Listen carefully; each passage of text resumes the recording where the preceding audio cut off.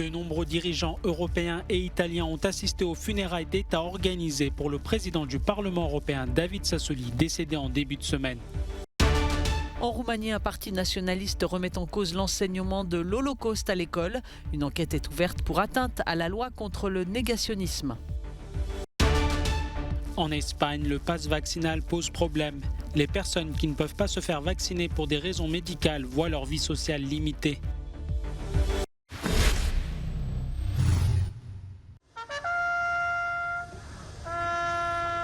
L'Italie et l'Europe rendent un dernier hommage au grand Européen David Sassoli lors des funérailles nationales organisées ce vendredi à Rome. Une garde d'honneur a accompagné l'arrivée de son cercueil couvert d'un drapeau de l'Union européenne dans la basilique Sainte-Marie des Anges et des Martyrs. Le président du Parlement européen David Sassoli est décédé mardi dans un hôpital du nord de l'Italie à l'âge de 65 ans, suscitant une cascade d'hommages dans l'Union européenne, vantant un champion de la démocratie et un Européen passionné. La présidente de la Commission européenne, Ursula von der Leyen, et le président du Conseil européen, Charles Michel, comptaient parmi ceux qui ont rendu hommage à l'ancien journaliste et député européen de longue date.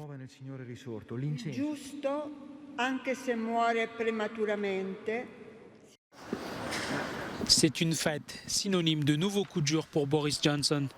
Les services du Premier ministre britannique se sont excusés ce vendredi auprès de la reine Elisabeth II à la suite de nouvelles révélations sur une fête organisée à Downing Street.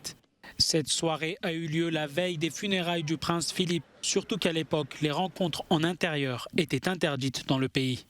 Ces excuses adressées par voie officielle sont particulièrement difficiles pour Boris Johnson, désormais ouvertement critiqué au sein de sa majorité. Je pense que les événements qui ont eu lieu ce soir-là sont totalement inacceptables et n'auraient jamais dû se produire. Mais cela dit, je ne tiens pas le Premier ministre personnellement responsable de ces événements, car il est évident qu'il n'était pas présent lors de cette soirée. Mais je pense que cela est surtout dû à une culture au sein de Downing Street qui vient manifestement d'en haut. Ces nouvelles révélations viennent allonger une liste déjà longue de fêtes organisées dans les cercles du pouvoir durant les périodes de confinement. Très critiques, plusieurs députés conservateurs se sont joints à l'opposition pour réclamer la démission de Boris Johnson.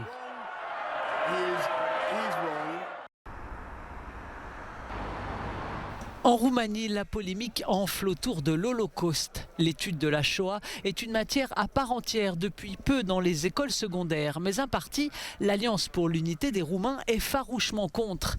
Cette formation demande au gouvernement de mettre fin, je cite, aux expériences idéologiques sur les enfants. Pour le parti nationaliste conservateur, l'éducation sexuelle ou l'histoire de l'Holocauste sont des sujets mineurs pour les élèves. Nous n'avons pas remis en question l'Holocauste. Nous avons remis en question une manière d'éduquer les jeunes générations.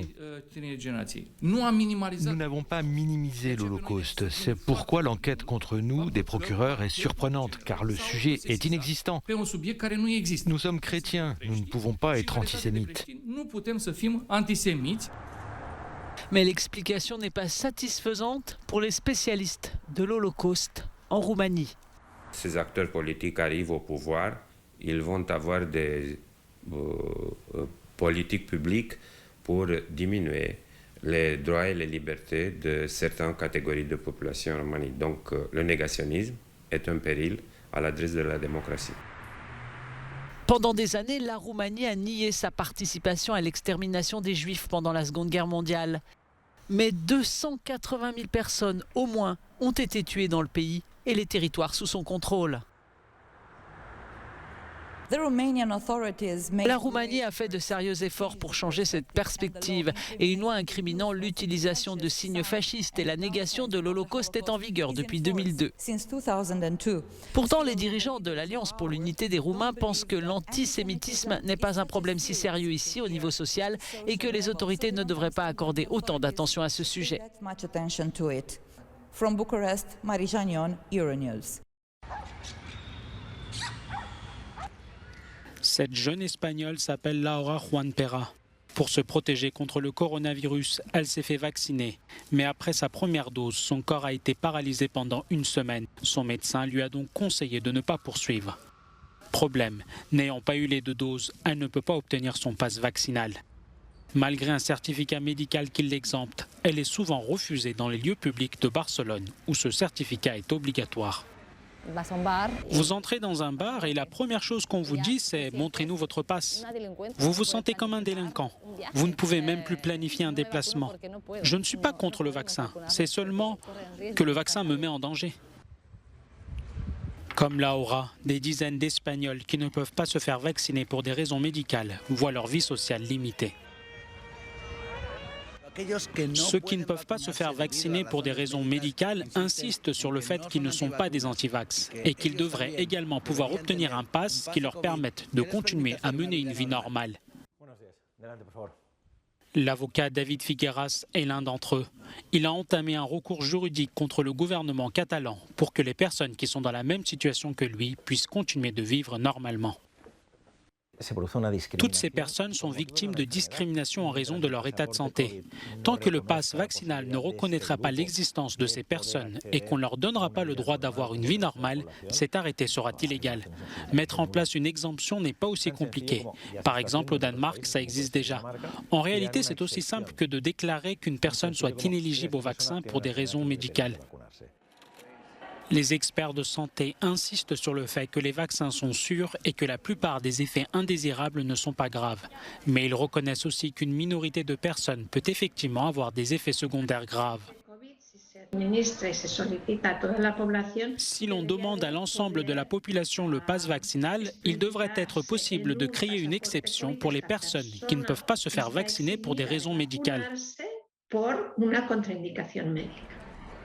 Le gouvernement catalan reconnaît le problème mais affirme qu'il ne peut pas délivrer un pass vaccinal pour ces personnes pour le moment. De leur côté, les victimes de cette impasse administrative appellent la Commission européenne à établir un ensemble de règles communes et une procédure claire pour tous les États membres afin de garantir le même droit à tous les Européens, quelles que soient leurs conditions médicales. Ricardo Bofill, le plus célèbre architecte espagnol contemporain, particulièrement renommé en France, est décédé à Barcelone à 82 ans de complications liées au Covid-19. Il a signé plus de 1000 projets dans le monde, comme l'aéroport de Barcelone, le Palais des Congrès à Madrid, des gratte-ciel à Chicago. En France, on doit à Ricardo Bofill notamment le quartier Antigone à Montpellier. Ce 15 janvier, on célèbre en France et dans le monde du théâtre l'un de ses plus grands auteurs, Molière, qui aurait eu aujourd'hui 400 ans. Comédien et auteur favori de Louis XIV, il a écrit plus d'une trentaine de pièces et ballets qui connurent un immense succès. En élevant la comédie, considérée avant lui comme un genre mineur, il a donné un élan vital au théâtre. C'est un dramaturge d'une efficacité absolument dingue. La manière dont les personnages se prennent des portes nous feront toujours rire. Donc ça là-dessus, le Lazzi italien, enfin, il est dingue là-dessus. Il nous décrit avec une plume d'un acerbe tellement dingue. Je vois les maladies imaginaires, par exemple, on pourrait toujours se dire, ah oui, d'accord, professeur Raoult et Thomas Diafoirus, truc et machin, d'accord, on va se dire, ah c'est ça. En fait, finalement, ce qui nous fait le plus rire, et c'est un rire totalement effrayé, c'est que dans cette pièce, il y a une thématique sur la mort qui est absolument dingue. Dans la salle du Palais Royal de Paris, devenue depuis la Comédie Française, le roi c'est Molière où il joua avec sa troupe jusqu'à sa mort. Voilà. On découvre dans les archives l'écho qu'a eu son théâtre en Europe. Le théâtre de Molière a été extrêmement important sur le plan international. Il a même fondé en fait certains théâtres nationaux qui adaptaient complètement ses pièces avec les langues locales et qui les agrémentaient, on va dire, à l'esprit de leur pays. Après des milliers de représentations, il meurt en 1673, le soir d'une représentation. Il avait 51 ans. Le journal d'un comédien de sa troupe a permis de rétablir la vérité. Molière n'est pas mort sur scène. Il a été pris d'un malaise sur scène, tandis qu'il jouait le rôle d'Argan dans Le Malade imaginaire, mais il est mort chez lui, donc à côté, rue de Richelieu, dans sa maison. Ce fauteuil a vraiment une importance particulière pour la troupe et puis de manière générale pour les personnels de cette maison, puisque c'est un fauteuil de scène par rapport aux objets qu'on a vus à la bibliothèque. La montre, c'est quelque chose qu'il avait dans la vie courante, on va dire, mais là, c'est la seule chose qui reste quelque part de son théâtre. Son héritage reste vivant, son théâtre toujours moderne et d'actualité, révélant les petits et grands travers de ses contemporains et de la nature humaine.